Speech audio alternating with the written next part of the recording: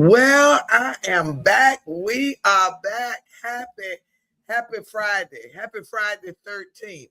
Listen, it's been a while, but if you haven't already, we need you to hit that like, subscribe, follow button, whatever you see, so you won't miss all this juiciness. So listen, I'm Nat.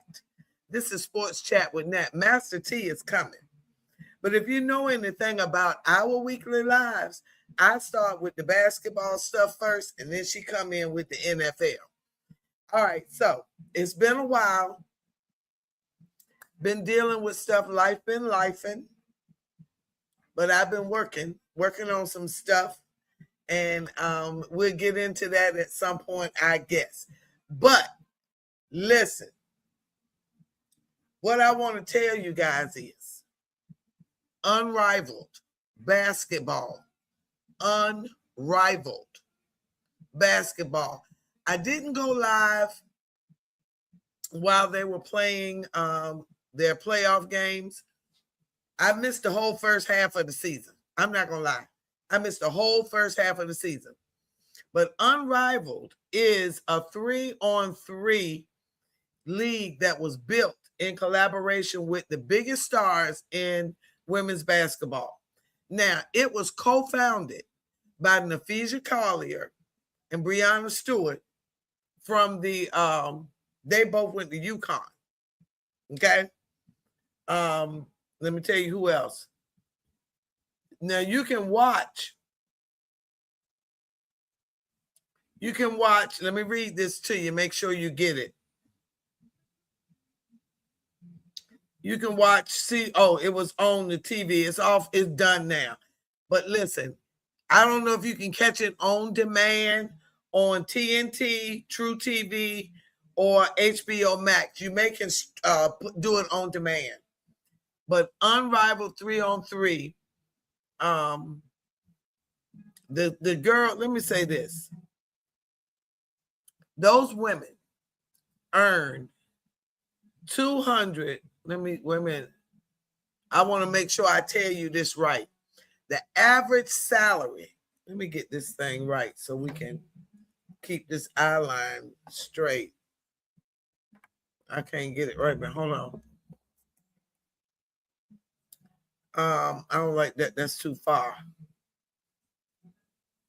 Okay, I got to put it over here. They earn, hold on, $220,000 to $222,000 per season. That's the average. The minimum is $100,000 guaranteed. Now, they earn more in a few months than the WNBA entire season. Let me say that again. They earn more in a few months with Unrivaled than during the entire WNBA season, with the top player seeing potential earnings over $400,000. That's the Unrivaled. They had a one-on-one competition, a tournament. And when I tell you, Chelsea Gray, now I didn't think Chelsea was going to win. I picked Aaliyah Boston from South Carolina. She looks so good. The Unrivaled has a development league like the NBA.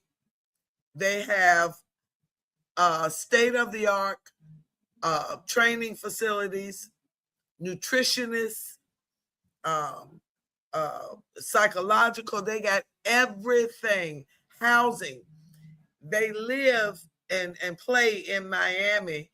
They did the tournament in New York, but they stay in one place so they don't have to do all that. Listen, they make so many outstanding decisions for those women. Those women feel so respected. They feel so valued is a good word, playing with Unrivaled. The WNBA is in trouble. You heard it first, right here. If you don't know, the WNBA they've been in trouble before, but with Unrivaled and the success, Sephora makeup, Xfinity, I was getting ready to say the other one, I think it's Michelob Ultra. These companies have gone all in and sponsored this Unrivaled thing. Now, the one-on-one tournament was presented by Sprite, and it was the world's best basketball players, one court, no teammate. It won't know saying it was her fault. It was one-on-one straight up. I think it was 7 minute. The finals was 7 minute quarters. Listen, guys, they had a shot clock. It was unbelievable. This young girl, Ray Burrell, she's now on the USA team. But Chelsea Gray, Breonna Stewart, Kelsey Mitchell, Arika Agumakawa, sometimes I say her name right, Arike Aguna Kabala. I mess it up. But anyway, she almost won it. Ray Burrell, I mentioned her. Paige Beckers did not look good. Now, Paige Beckers looked good on a team, but one-on-one is you and you alone. And, guys, I'm telling you, I just wasn't in a position to go live, but that was some of the best basketball, male or female, that I have seen. The skills, Kelsey Plum, she almost won. She made it to the semifinals. Aaliyah Boston, she has slimmed down. She looked amazing. Alicia Gray and Chelsea Gray were the two finalists. Chelsea Gray won $200,000 for a one-on-one tournament. It was a weekend. Those girls don't, those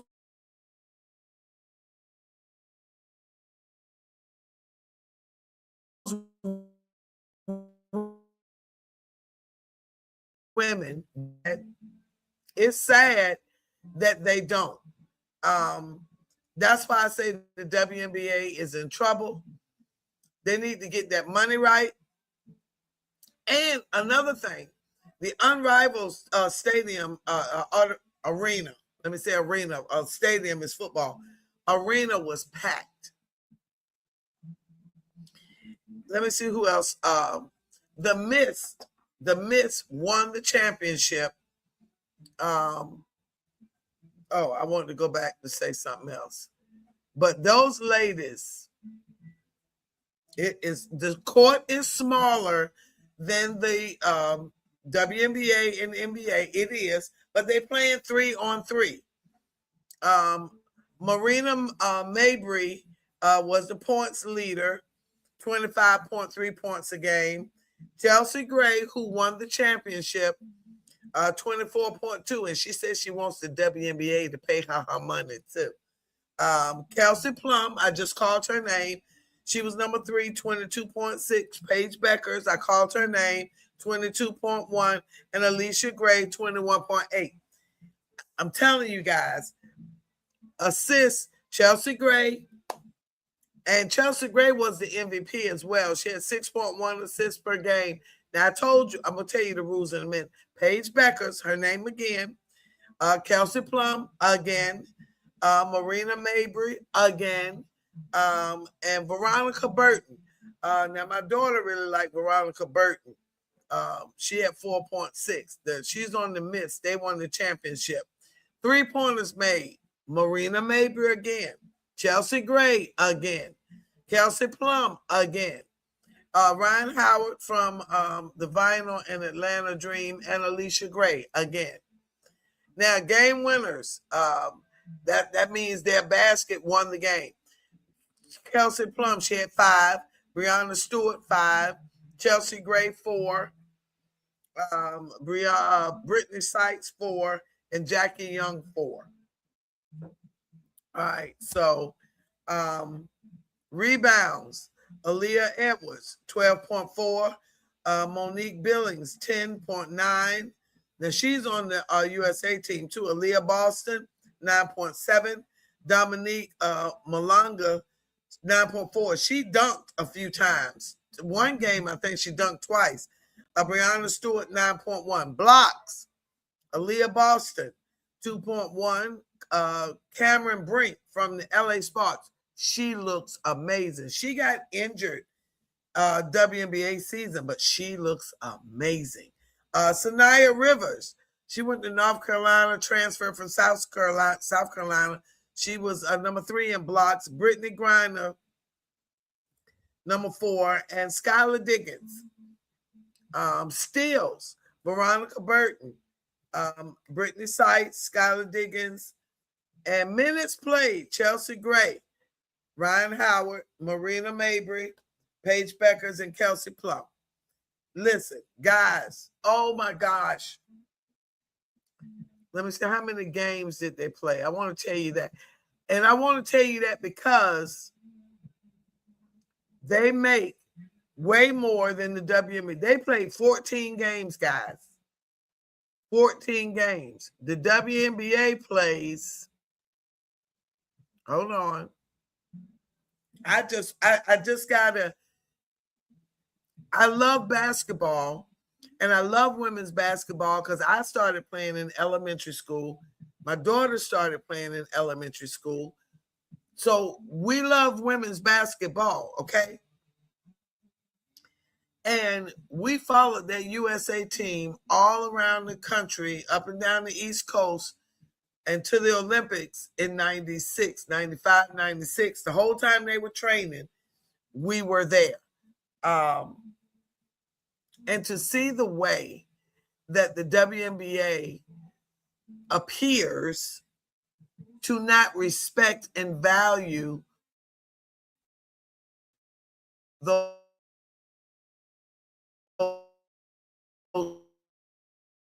women and certain names more than others. And again, it just, the Unrivaled games were unbelievable. And a lot of people from the WNBA didn't play. No, they didn't. They didn't play, and that's okay. But the people that did play, they made a lot of money and they had fun.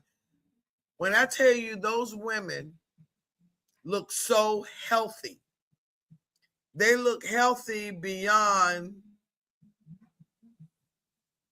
they are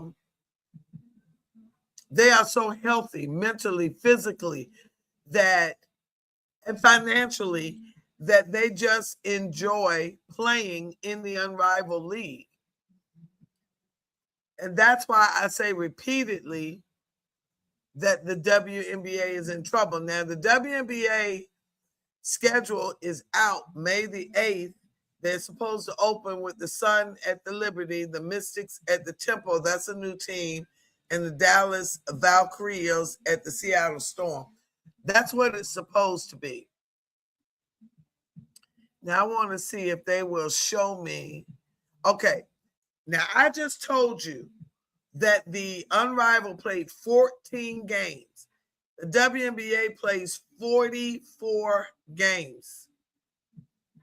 And those women make triple what they make in the WNBA with 14 games. Something is wrong with that picture. So again, I say the WNBA is in trouble. 44 games, and you don't even make $200,000. You don't even make, some of them don't even make 100.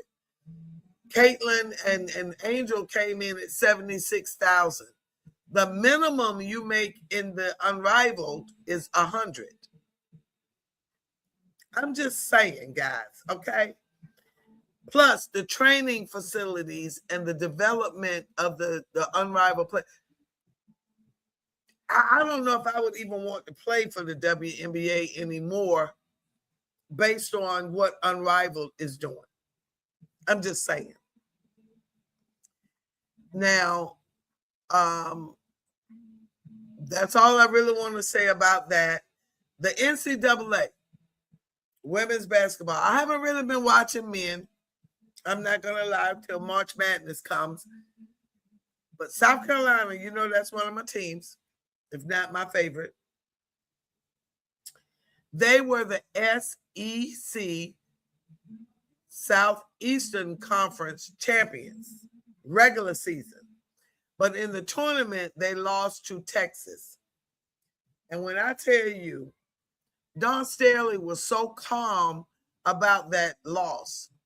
The team got down by 14, 18, and she didn't call a timeout. Now, me personally, as a coach, I would have called a timeout to give my team a chance to adjust. Now, her reasoning was that she had allowed her team in the past to play through it.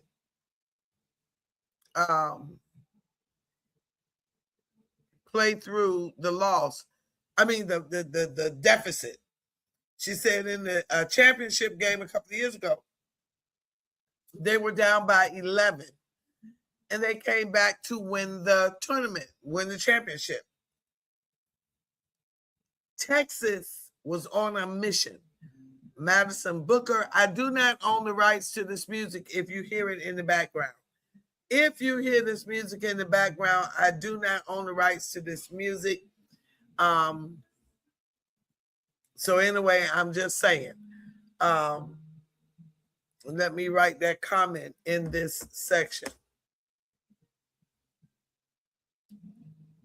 I do not own the rights and take no ownership of these rights to this music. If you hear it, to this music, if you hear it, I'm just saying. All right. All right. So, all right. So she said she just allowed them to play through it. Okay. They never caught up. Texas put their foot on their neck and kept it there. Now, when they get to the NCAA tournament, I do believe this year South Carolina will struggle. They have a 6'7" freshman from France, and they have Madeir, another freshman, number 44, and Ocott. She transferred from Mississippi State. She's a senior, but she's only played 2 years in college. So Dawn's trying to get her another year. They look good, but their bigs, their fives, their centers are not strong enough. Now, these last 4, 5, 6 games, Ocott did double doubles, and she was, what's the word I'm looking for? She kept the ball in the air, and she was more effective as the big.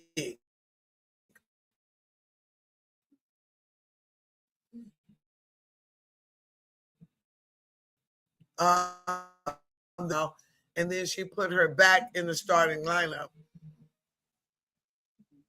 So she may be a little bit more prepared for the NCAA tournament. However, I don't think she's quite strong enough just yet. But if she gets another year of eligibility, I think South Carolina will be deadly next year. However, I do not think they will beat UConn. Between Sarah Strong and Gino coaching, I don't believe they will beat UConn. Now, they have it set up that UConn and South Carolina are playing in the same region. So it will be one or the other. They will not play, be able to be champions. It's like they won't play each other, and it'll be like it'll either be one or the other facing somebody else, if I'm saying that right. Let's see. Vanderbilt coach was the coach of the year, and Blake's I was getting ready to say her name, begins with the M. Is it Mariska? But Blake's from Vanderbilt was player of the year, and the freshman of the year came from Vanderbilt. Defensive player of the year was Raven Johnson from South Carolina. Y'all, this is from off the top of my head. I'm not reading notes. I just want you to know that I know my NCAA basketball. Women's more better than men. I'm just saying, I'm a girl. I like it. I'm just saying.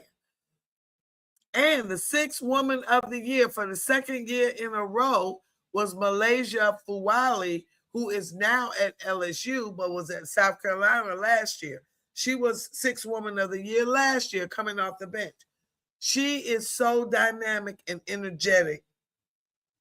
And Kim Mulkey is okay with her being a sporadic energizer bunny. She understands that Malaysia is going to make mistakes, but she also is not as concerned about it maybe as Dawn was. You know, Dawn is more of a team kind of player. And I'm not saying Kim Mulkey isn't, but she allows Malaysia to be Malaysia. And Malaysia can be wild at times, and Malaysia can be sporadic and irresponsible with, hey, cover girl. Hey, y'all. And so I'm just finishing up NCAA basketball, women's. Yeah, we know. I know. And I've already done the Unrivaled and all that good stuff. So it's a great time for you to join. Oh. I've been on for 22 minutes talking Unrivaled basketball and WNBA. And the stuff that I don't really know and talk about. So sure. Exactly. I figured it would have worked. So, but ladies and gentlemen, if you don't know, that's Cover Girl Master T, my co-host, my friend. We haven't been live in a while, as I said. Life been lifing, and I've been trying to do some self-care and some productions, and life has been lifing. But it's so good to be back with you guys. We're gonna try to stay on track this time. But this is I labeled this Friday 13th weekly live. I saw and I said, "Oh, okay." And you see, guys, I came with the pigtails. Like I felt like I needed to be a cheerleader for a certain, you know. It's funny you would say that. I talked about that today. I was the guest speaker at Oliver Elementary today with a girls mentoring group, and I talked to them about cheerleaders. And so, yeah, so for you to come up here looking like a little cheerleader was great. So, and I'm not, you guys. I was never a cheerleader. I don't know nothing. I can flip, but that's it. But yeah, I cheer on my team. So what'd you say? I say I cheer on my teams. Well, speaking of teams, now I know we're gonna go over the NFL Players Association report card.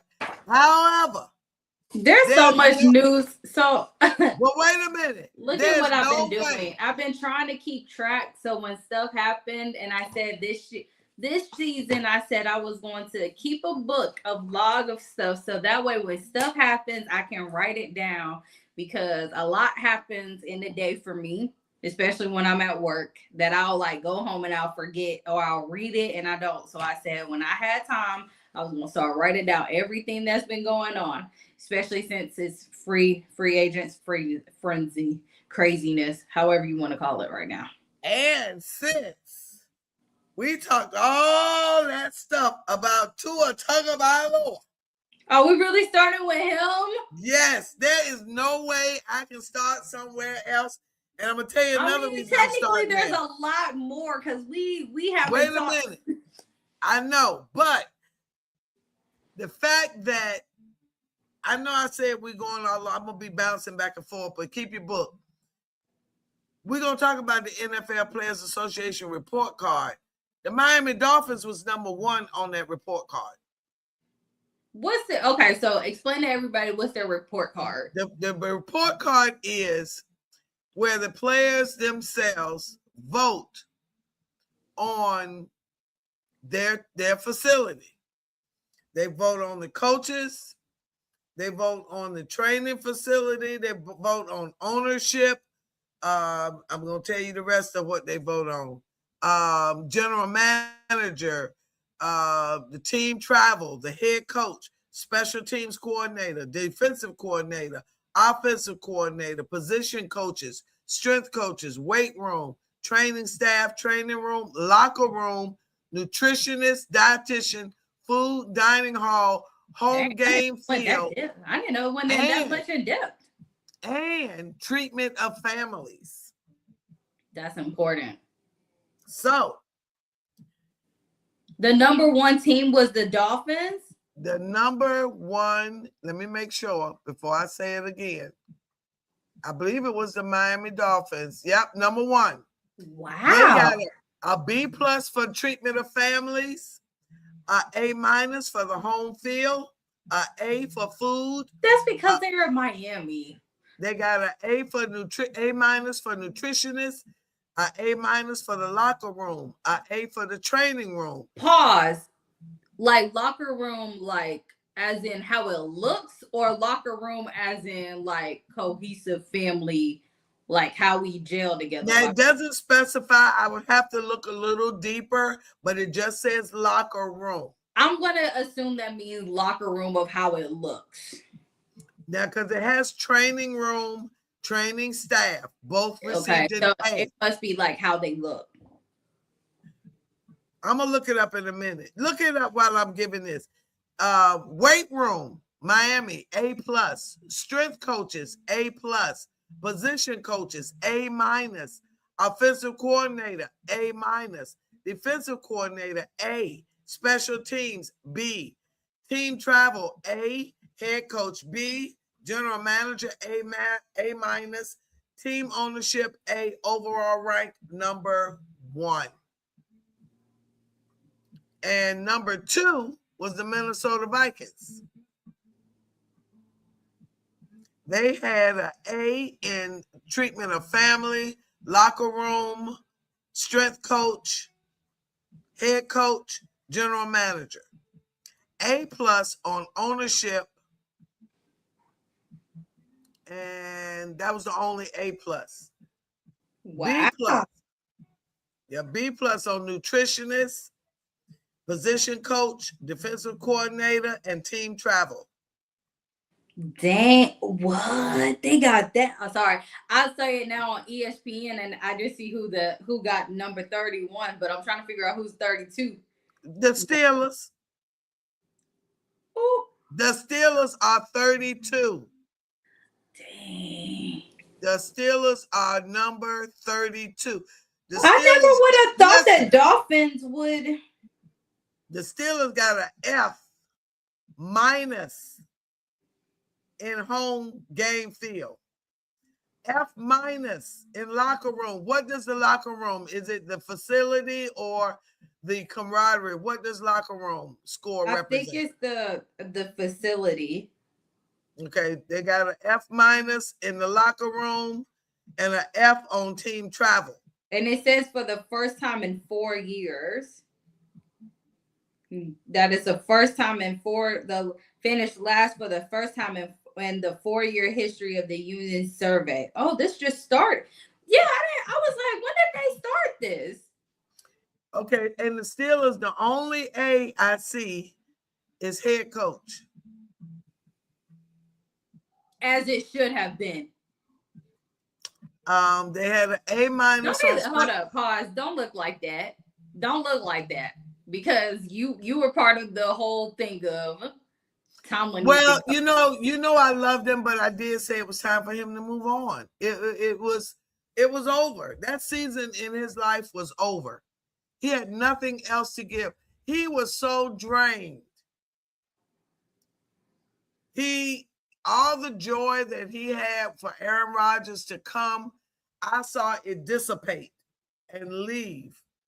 They got a B+ on the training staff, B+ on the offensive coordinator. I don't know how.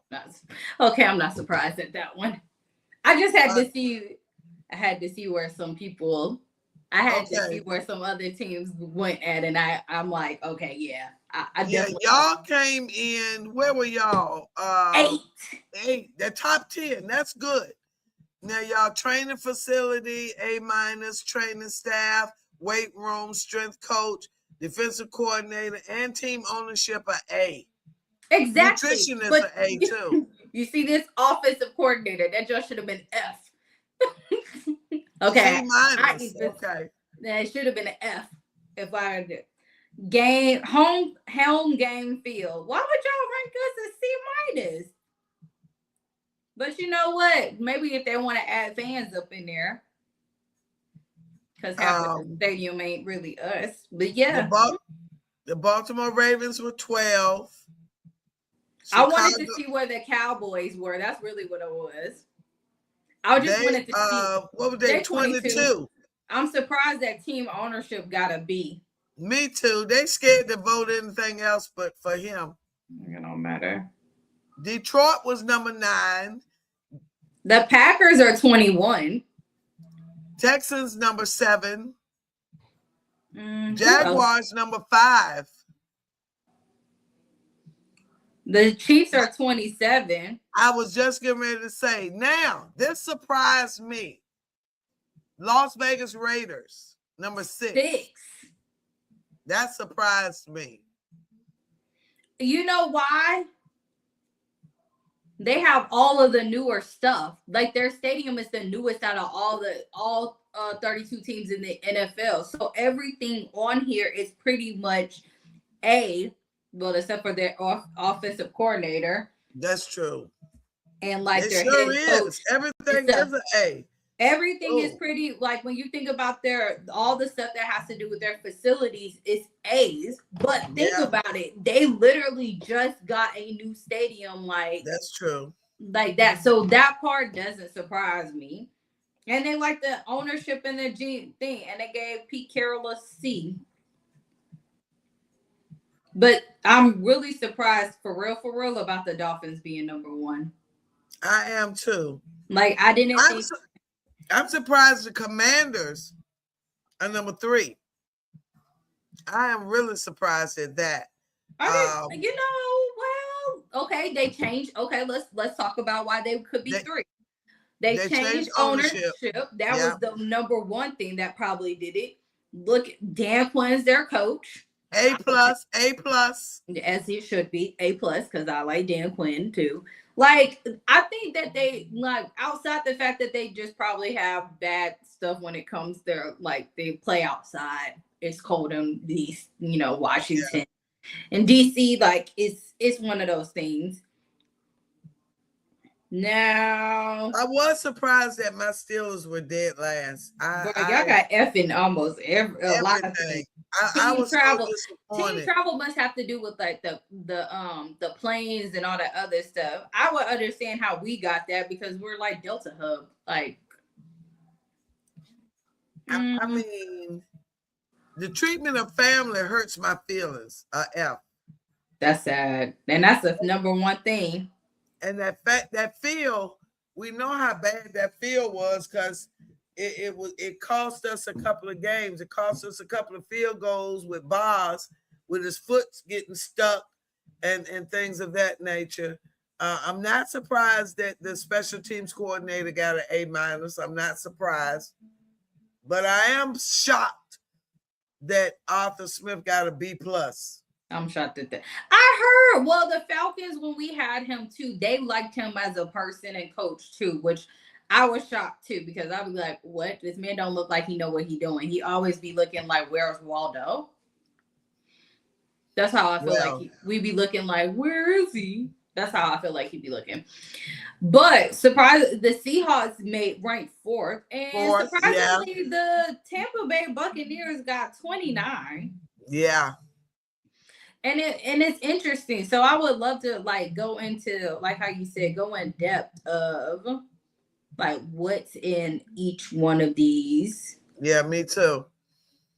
The Detroit Lions were number 9 in the top 10. Denver Broncos rounded out the top 10. And where the Niners at? Okay. Yeah, where are they at? They were 14. Okay. I wish they would have went in order for us to be able to say it, but they didn't. Now let me see. That should have been They Cleveland did Browns it in April. 30. Are they? Well, they 30. They should have been, let's see, ownership of C, head coach C-, offensive coordinator D+. Dang, the Bengals are 28. Huh? The Bengals are 28. Yeah. So, I mean, they didn't want this to be published, but I appreciate the transparency. Get it together. Get it together. Now, take your little book, Missy Ma'am. What you got in that book over there? Oh, we're doing that. I was really talking more about players association because, you know, we haven't talked about how the Players Association was pissed at all the people for Hall of Fame. We just kind of breezed over it, but they got a whole bunch of heat and flack for not having Bill Belichick winning that first ballot. And I'm like, you know why? Spygate. I was about to say, there's a lot of reasons, cheating and stuff, but they were trying to say that it's not. And I think the people who are a part of it, because Tony Dungy was like, he was trying to defend it, but you can tell he was looking like there's more things going on that we can't say. And it was also more that he was saying that their hands were tied in a sense, because since they changed the rules again, there's only a certain amount of it. That's why, was it last season, there was only 4 people who made it into Hall of Fame, which was like one of the smallest class ever. Okay. And we always have like classes of like 8, 10 and stuff, and there was only 4, and everybody's like, 4? Yeah. Where y'all get 4 from? Like, but they changed the criteria, and when they changed it also to where the coaches and the long-term, like 20-year plus, 25-year plus people, like senior people, are grouped in one category, and they can only choose like 1 to 2 people, it threw everything off. And then of course, when you're saying that you have one person that's in there on their last ballot versus somebody who's on their first, they're going to try to do their last ballot people, because there are people in that are probably there are definitely people that should be in Hall of Fame who will probably never be in it, just because of that whole thing of how many times you could be on the ballot. Yeah, true. So it's going to be interesting to see how they're going to do changes to that. Pete Rose never got in the Hall of Fame because he cheated, gambled. Bill Belichick and Tom Brady. Tom gonna get in, but they cheated more than anybody. Him, Sean Payton, over there with them bounties on folks. I'm just saying. I mean, it's true. They're going to get in because there's going to be a way they're going to do it. But people don't look at that. They always say that Bill Belichick was a great coach, like person to work under and all that other stuff. And he got a lot of coaches coming from under his tree. And that's a good thing. Exactly. You got a lot of great players that came from under his tree too. But also, I mean, there was a documentary on one night. I was half asleep, so I didn't watch it. But they were literally it was like 3:00 in the morning, people. So, yes. They were basically comparing Bill Belichick and Nick Saban. I was like, the two teams I can't stand. Like literally just seem like they're parallels in a sense of like their dynasty. You got the Bama dynasty and the Patriot dynasty. So okay. Now, I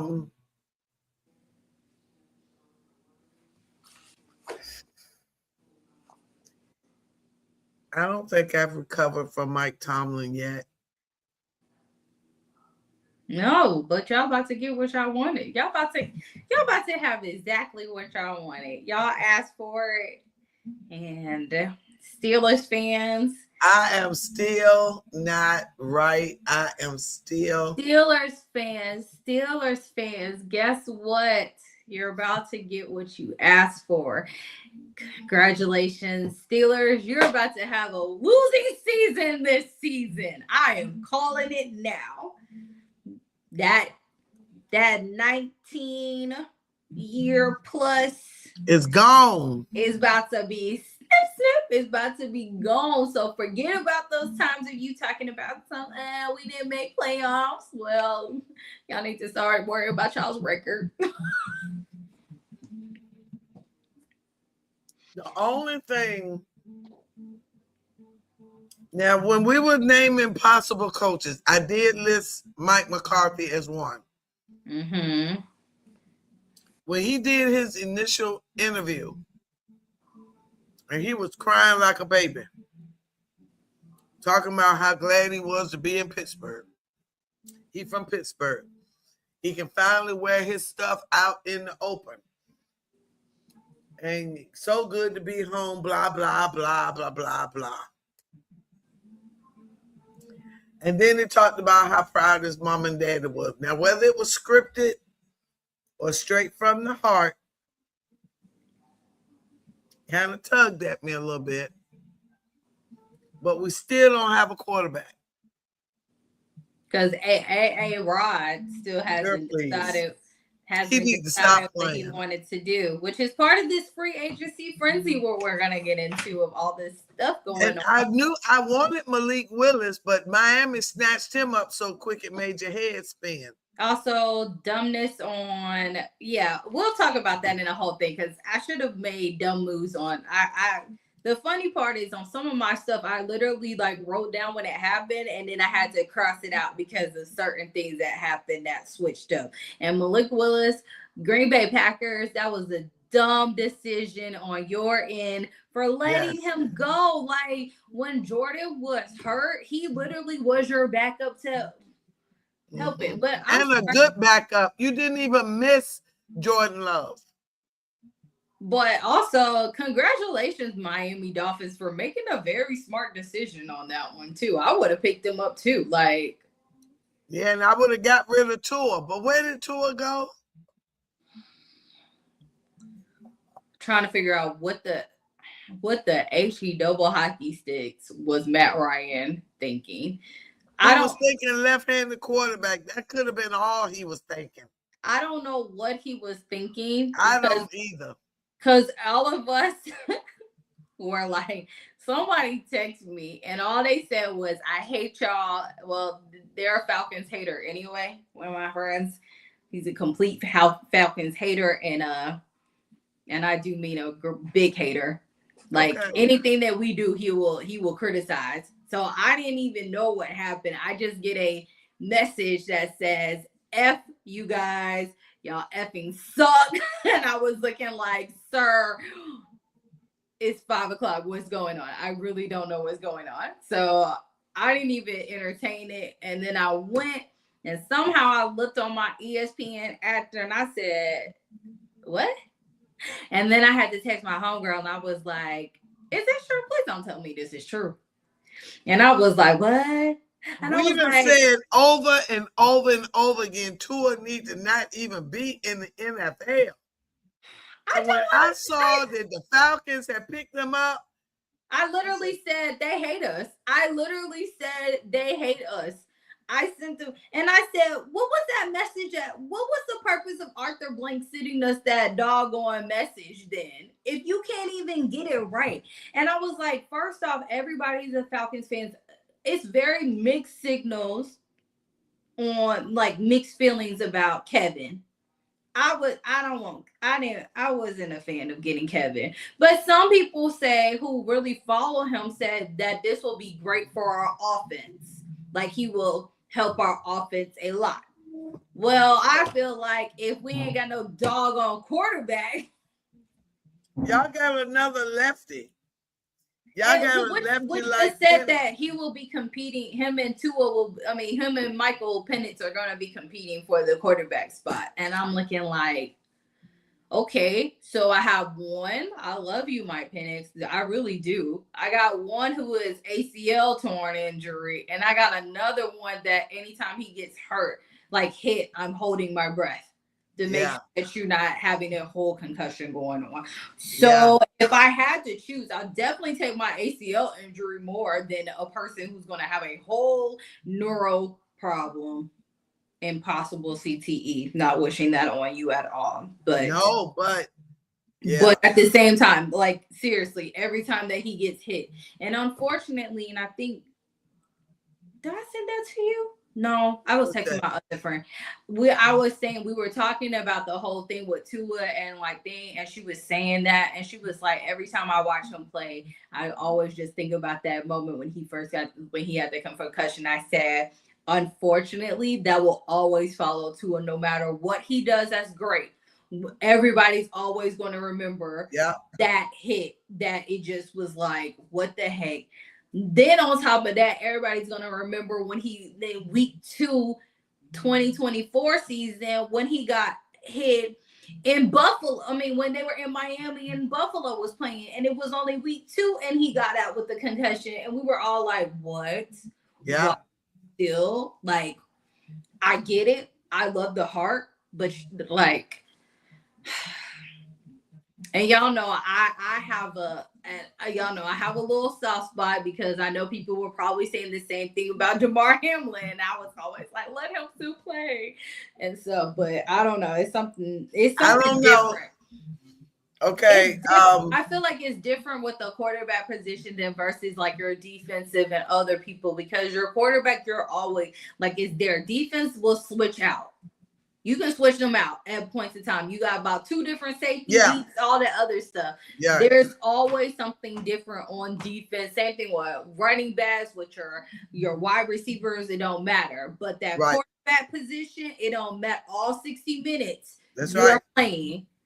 That's right. You can switch out your running back. You can switch them out at any point in time. That's why you have 2. You can switch out your wide receiver. That's why you got at least 3. Same thing with safety, all that other stuff. But quarterback, it don't matter what happened. Like, you are literally it.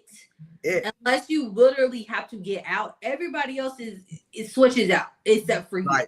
Right. You're only breaking you and the center. And the kicker.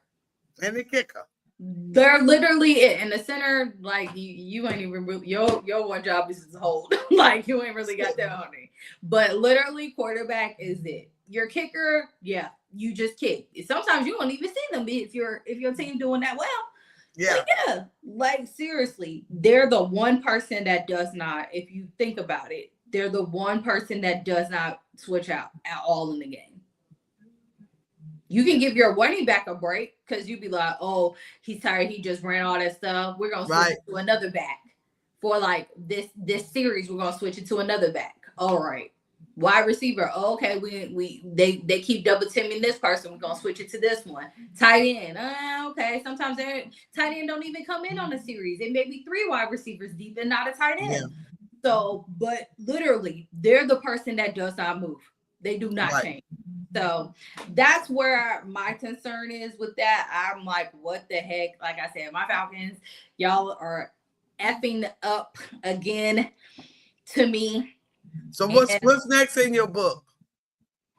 Well, I started. Okay, this started actually after Valentine's Day because my first. Oh wow! I know. I told you I've been making a little list of stuff. My first thing that was what I wrote down was on 2/16. I said, "Oh, Tyreek Hill got cut," which we knew that was going to happen. We knew that. Then I was talking about Clint Kubiak, how he was hired as the new Raiders coach for 5 years, and he took Brian Furry, who was the tight ends coach for the 49ers, as his offensive coordinator, and then he also took Andrew Janko, who was the Seahawks quarterback coach, as another offensive coordinator.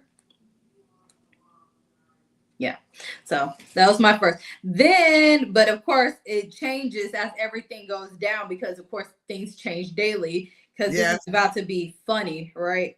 So my next statement after this was Mike Evans is a free agent, and then I put ... probably will retire as a Buck. Then, and what? How many days? Oh, well, that was in early. That was still the same week of okay. This is still February, right? Okay. So then last week I had to go and cross this out. That's right. You see, there is a cross out right there that I had to write, and then said, I can't believe. Oh, that's what it was.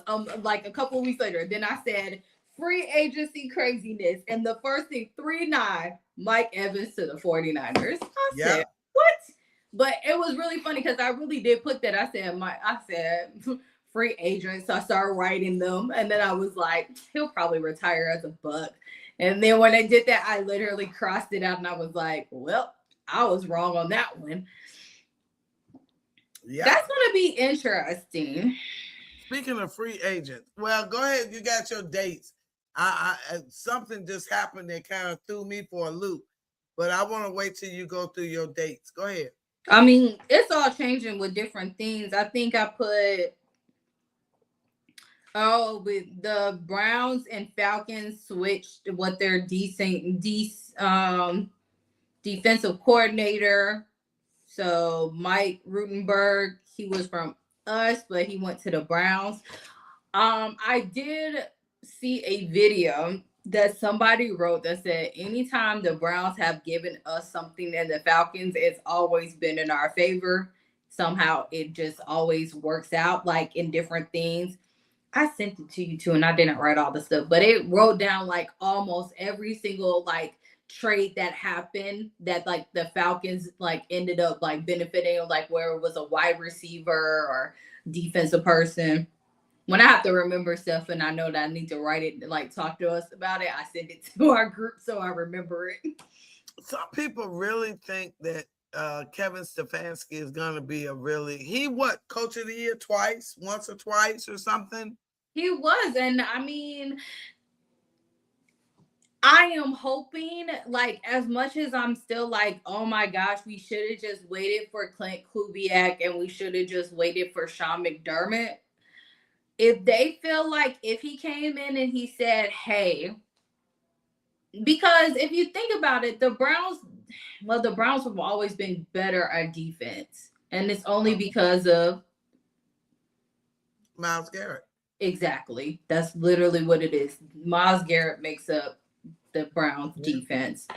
But offense-wise, I just feel like they're just back and forth with stuff, and they're not really solid. But also a lot of people are very shaky about Kevin because of how everything happened with Shador too. Mm-hmm. So that's also where I feel like he has it's almost like a chip on his shoulder with like, I won't say a chip on his shoulder, but that's where like a lot of negative things of what happens when it comes to him comes about. So I don't really know. Only the season will tell.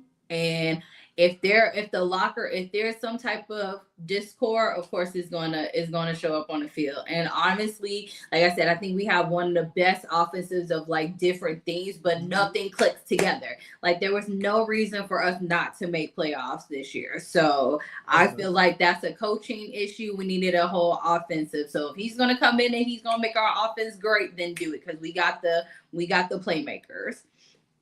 But yes, after that was Max Crosby. Girl. Yeah, you can't. He was my free agency people were literally Mike Evans, Max Crosby, Travis Kelce, Aaron Rodgers. Those were like the main people I'm kind of paying attention to. Totally forgot about Tua until that whole thing happened. I was like, fudge. And Max trying to talk trash, and he done flunked the physical. Yeah. So Max Crosby, as once again, one of my other things I had to cross out was that it started with Max Crosby, and I think I knew he was a free agent, and I was like, I couldn't figure out what I thought about it. Like, part of me was like, maybe he'll stay be a Raider because of Clint Kubiak. That was my thing. I was like, because of now, like, I'm like, you can't just leave and you got this Super Bowl winning, like, literally, like, coming off Super Bowl winning coach coming in here. Why don't you just stay, like, in that? So I was part of that, but then a part of me was like, but they don't really have no team for real. Like, he's like the Myles Garrett of the Raiders. Like, he makes up that. So I'm like, but they don't really have that many pieces going on. So I'm not really sure. And then the Ravens came up and was like, we're going to take him. And I was like, ooh, that's a good one. Also, they trade, and I had it. Max Crosby traded to the Ravens for 26, but the Ravens gave up a lot for him. Do I think Max Crosby was worth it? What was they giving up? What was they giving up? Their first round picks for this year and next year. Oh. Exactly. He wasn't worth that. The Cowboys said they wanted to wait to pick him up. The Cowboys probably should have like figured something out better for him, because I think he would have been pretty good. But then all of a sudden the Ravens came back and was like, sorry, psych, we're joking. Ha ha ha ha. They backed out. They probably gotcha. And I think it was more because they thought about it afterwards and said, why are we paying this much? But why are we about to do this expendable first picks for this year and next year? That's a lot on him. Like, it's not like, now Max Crosby is great, but he's also like, he's very seasoned. Like, he's not like a fresh, like, this is my 5th year. Like, he's going on this 10th. What year is this? 11. Is Myles Garrett worth 2 first-round picks? Is Myles Garrett defense? How many times has Myles Garrett won defensive? I'm just asking. So is that a yes? That's a really good question. I do not think, to be honest, I don't think if you're past your 10th, like past year 7, if it's your 7th season, that you need to have that high of a like draft, like of taking somebody's first round draft pick. Like first, like that's the thing. Like, Max Crosby's good, but I feel like, he wasn't. Obviously it's a whole team effort, but still he can't carry the whole team on his back. But also defense wasn't doing that well on the thing if they were still getting blown out and stuff. So no. Is Myles Garrett? I would have said we can do our 2nd round picks for him, but I wouldn't have done anything that. But if I have to rank them, like, Myles Garrett is definitely it above Max. But at the same time, like, wow, like, it's kind of hard to see the team. But yes, Ravens said, nah, we good. I think they really thought about that afterwards and was like. But then they picked up Trey Hendrickson. They did. And then now the whole thing is there was this whole hush thing about, why isn't that Max? And Max was like, oh, no, I always wanted to be a Raider. No, you didn't. No, you didn't. No, you didn't. You also looked very despondent. Like, he just looked despondent. He also, every time he plays, he just doesn't look very happy and enthusiastic. So, yes, he ain't. Not anymore. Raider Nation, but I just feel like, but I do feel like,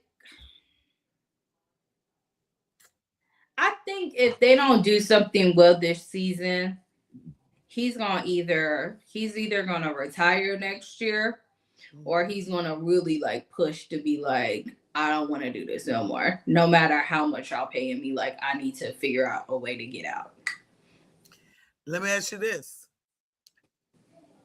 How do you feel about the MVP of the Super Bowl being released or traded or whatever? Oh yeah, that was my next thing. If I had to write on there, it was stupid decision. Stupid. Like, out of all things, I said, there was a lot of stupidness. Like, and we're gonna go on because that was actually going to be my last stupid decision before this next one. But we'll go into that one. But yeah, since we're talking about that, yeah, that didn't make no doggone sense. I was like, really, Seahawks? You like? Obviously, you're actually the MVP should have been the kicker. Okay, that really should have been the MVP of the game.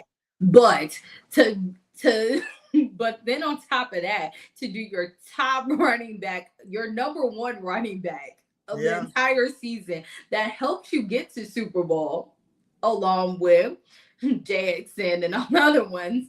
But like seriously, he was like your running back person, and you let him go. Was like, what?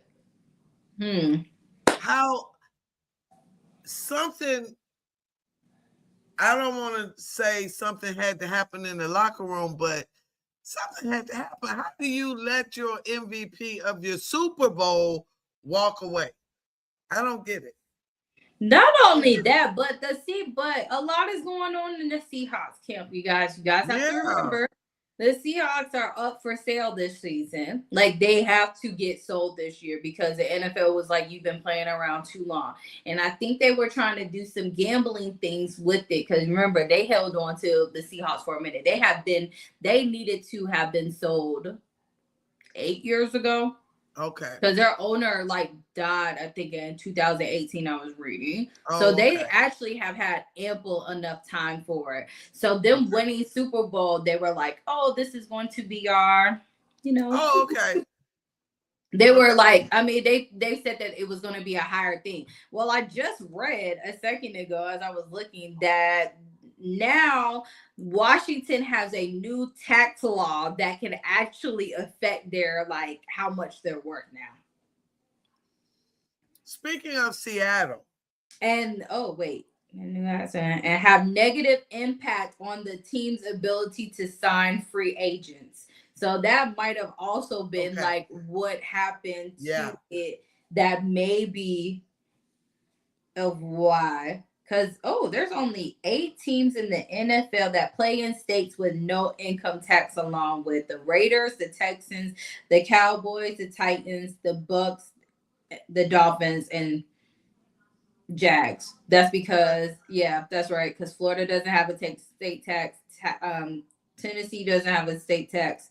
Texas doesn't have a state tax. Did not know that Nevada doesn't have a state tax. Okay. Speaking of Seattle, former Seattle quarterback Geno Smith, now a New York Jet again. What say you? Boy, Aaron Glenn got some work to do, bro. Now, 2 years ago, was it 2 seasons ago? Geno was 3 comeback player of the year and over 70% completion. What? Then he just fell off the radar. He went pescatarian or something, and then he dropped in all his stats. Then he went, I don't know. So, because I mean, he did well in Seattle. He followed Pete Carroll. That didn't work. Didn't work at all. Maybe he needs a new coach. Is Aaron Glenn going to help him be the? I'm sorry. Did I grunt out loud? Is Aaron Glenn going to help him? They said they were going to give him 1 more year. Let's see. Let's see. Also, with another stupid news. Okay. We'll call it stupid news. Okay. Bears fans. What was y'all doing? Didn't I tell you that was going to be the play of the year? I told you The Bears decided to be as dumb as the Seattle Seahawks, and not only have the Seahawks let go of their number one running back, Super Bowl MVP, the Chicago Bears decided to let go of let go and trade DJ Moore, Caleb's number one. Dum diddy dum diddy dum dum dum. Dum diddy dum diddy dum dum dum. Dum diddy dum diddy dum dum dum. They decided to trade him, Caleb's number one wide receiver that he always went to in game-winning moments. He's always going to DJ Moore. Well, Caleb's going to have to find another wide receiver to go to, because now DJ Moore plays with Josh Allen, which Josh and the Bills are probably like, oh my God, thank you so much for this lovely gift. Like, Josh is throwing that whole thing, a whole Hail Mary, and DJ Moore's in the background catching it. While Caleb and the Bears are like, oh my gosh, why would you do this to me? Yeah. Because when I saw that, I was like,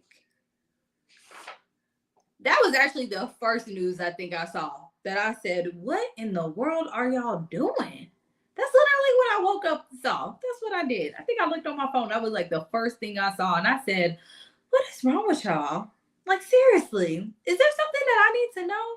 Like, I know this salary cap and this like space and stuff, but why the person that is like your number one? Like, that's why I was shocked when Mike Evans left.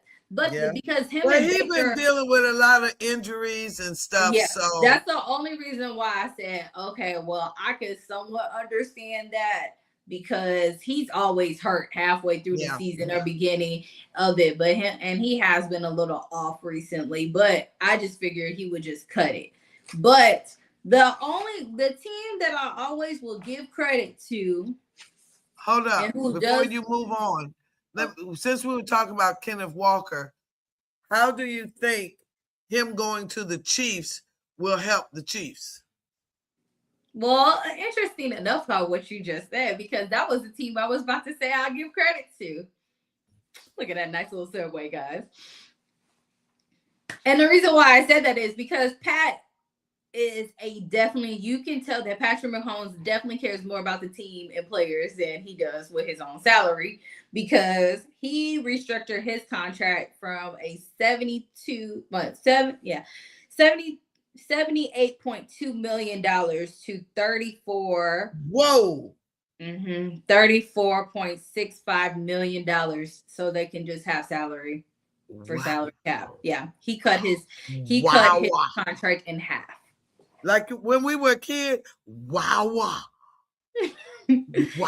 Yeah, I was like, wow. And that created a $43.5 million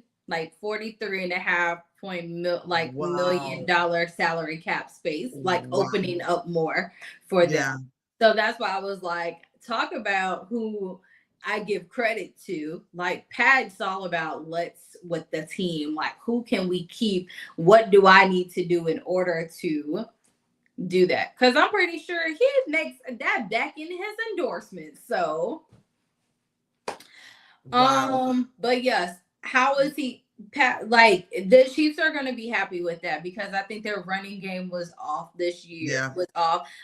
Xavier Worthy, Pacheco, like, they were all pretty hurt. So having Kenneth Walker there, who's been very consistent on every team that he's been on, that helps a lot. So okay. All right. Who else we got? Your boy George Pickens has a franchise tag on him. Bless him, Lord. Bless him. Bless him. Let's see. What? Going back to Miami, they have opened up the Brian Flores case. Is now open. Oh, yes. That's right. He got enough evidence. Yep, he is now open. So we will be watching and sipping some tea, trying to figure out what has been happening. That's right. Pretty sure in the process, we're going to be seeing some Epstein files up in that junk. Yep. since other people are part of it. Because it's two other coaches with him, right? Steve Wilkes and one more, right? Oh, back to Chiefs. We're still trying to figure out. I think Travis is actually going to be I told you he got to come back and try to rectify Travis is that coming back for two reasons. Taylor told him to.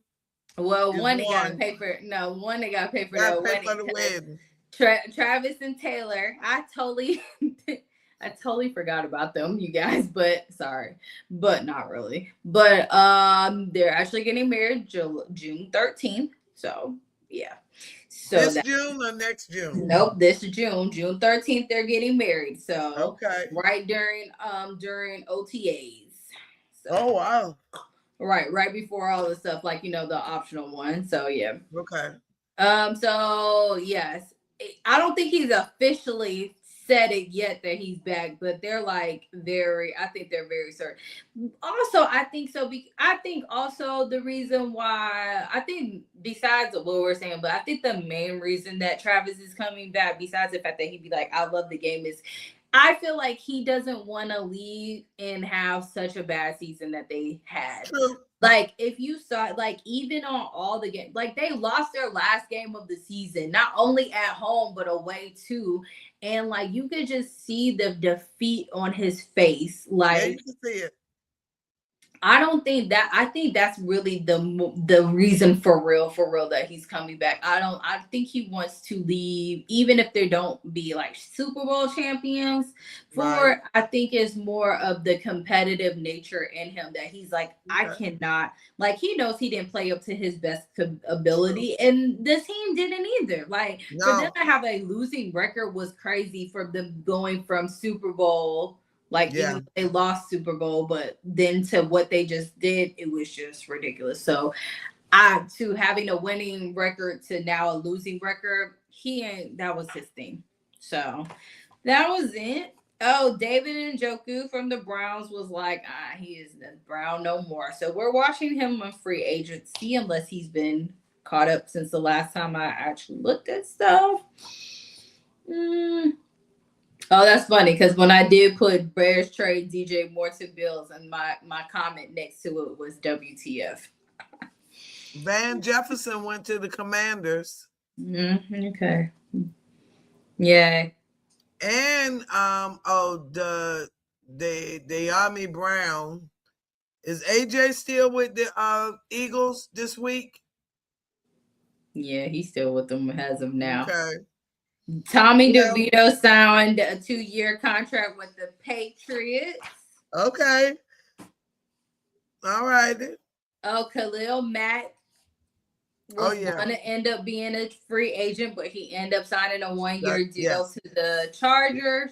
Stephon Diggs was released by the Pats because of just all his, I feel like, more of his off. Me too. Off field drama. Love me Cardi. So between him and Cardi B being, well, actually it wasn't. I don't even think it had to do anything with Cardi. It had to do with that whole case that happened. And the Patriots, to me, besides the Cowboys, have a lot of scandalous stuff going on. So yes. Also, speaking of scandals, a lot of my Falcons fans too and friends are really pissed off, and I'm just like, what the heck too, when it comes to James Pierce Jr., a lovely girl rookie who got his one of his big charge dropped, and people are pissed about it. And then he got all these other ones too, and they're still like, what in the world? So let's go back to this nice little NFL thing that we just talked about, these grades. And the first grade on there had to do with families, right? Yeah.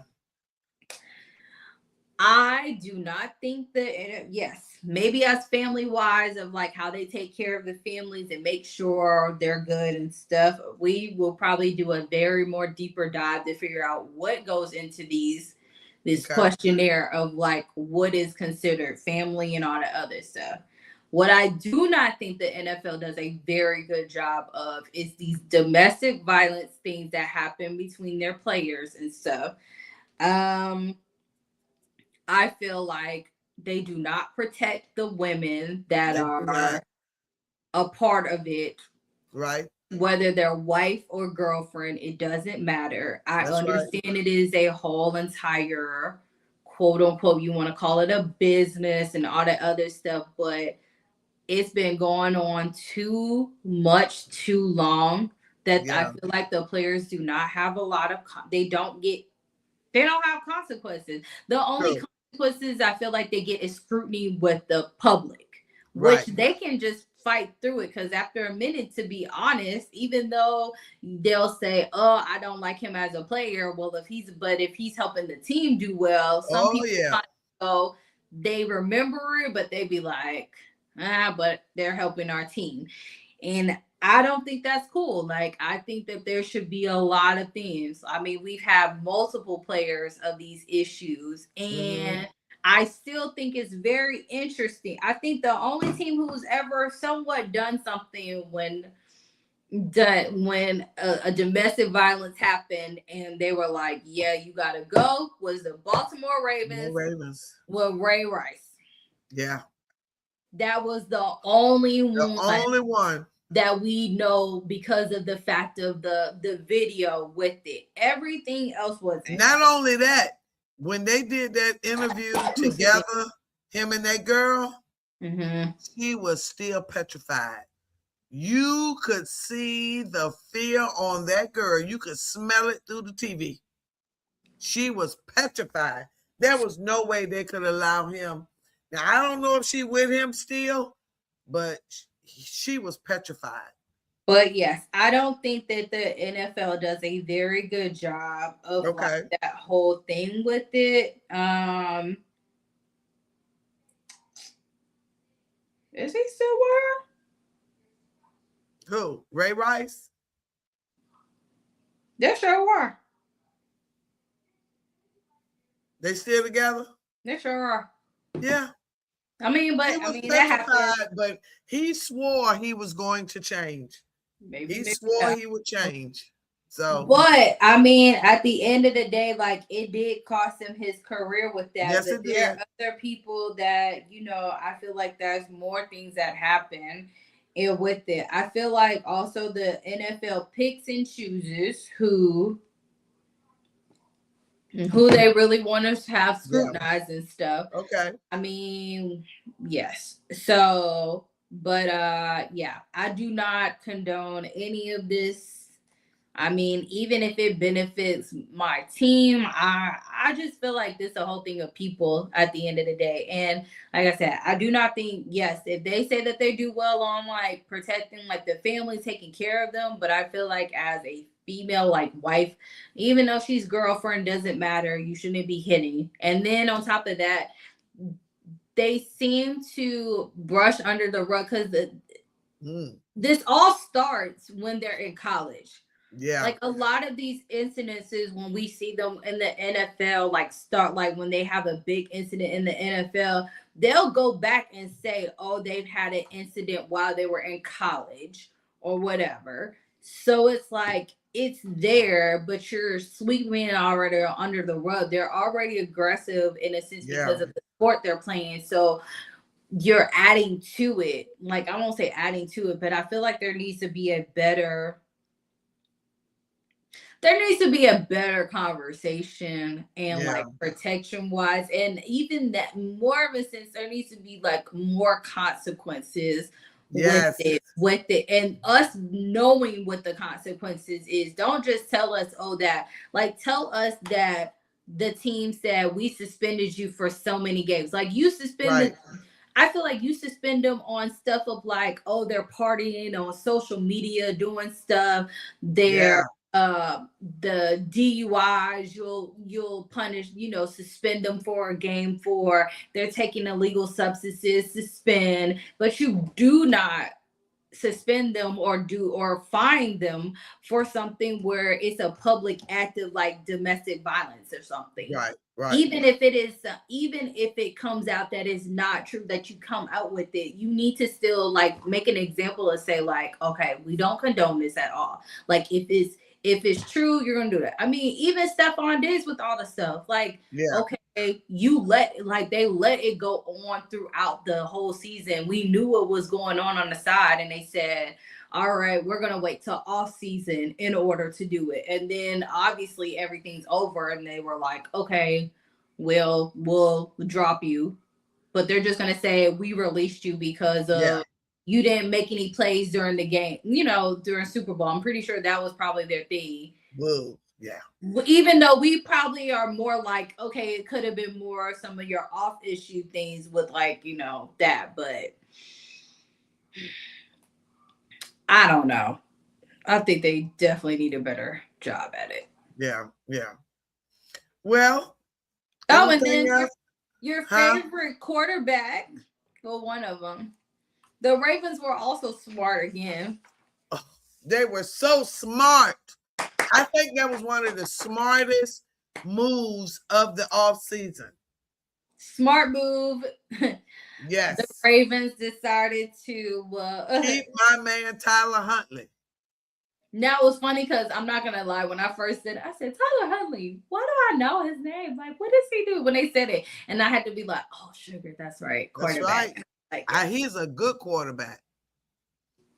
I mean, he held it down for the Ravens until. Sometimes I think he's a little better than Lamar. Yeah. He's more versatile. Lamar is a little bit more one-dimensional. He's a great runner. Although he's have improved on his passing accuracy, however, Tyler seems to bring a level of stability and, like I said, well-roundedness, if that's not a word that I just made up. Oh my gosh. What? Sorry, because I was sorry. It's to go back to what I just said. I thought it was hella interesting because when I had looked up Ray Rice again, like thing I had put on news, and somebody literally wrote a whole article about like the NFL's misguided approach. They said Ray Rice and the NFL's misguided approach to domestic violence. And one of the things they said at the end was, suspend Rice and all domestic abusers in the NFL. Suspend them for a full season, if you will, and require them to compete in training and anger management. Hit their dollars. I feel like that's what it is. Hit people with their money. When you start doing that, that's when people start to actually be like, oh. Although, what's his name? He don't care. Dang, what's his name? What's the NBA player who always get in some type of fight? I see his what's it, Gringo? I mean, Draymond Green. Yeah, his little dorky. So, always trying to do something. So, I mean, it can and can't work, but yeah. But yeah, that's everything so far that I have. I'm pretty sure there's way more stuff that I haven't looked at, which will be going in my book very, very soon. Well, we're going to try to get back on track, ladies and gentlemen. NCAA tournament starts on Tuesday. I will try to get my information in order. I finished the plays that I was doing. I had a concert I was doing. I directed a play, did the concert. I'm now the choir director at my church temporarily. For all the choirs right now. So that's really taking up my level of commitment there. And I'm still dealing with my little health issues, but I do feel better. Yay. So, but anyway, I'm so glad to be back. I will be calling some NCAA games coming up. As I said, I don't believe South Carolina will win anything this year.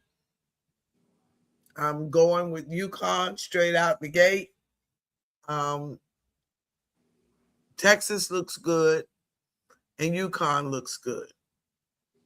So we shall see. But thank you guys so much. Oh, it was fun. Thank you, thank you, thank you. And we hope to be back next week or very close to it. And thank you so much for watching. Appreciate the replay watchers. Thank you. Bye, y'all. Bye.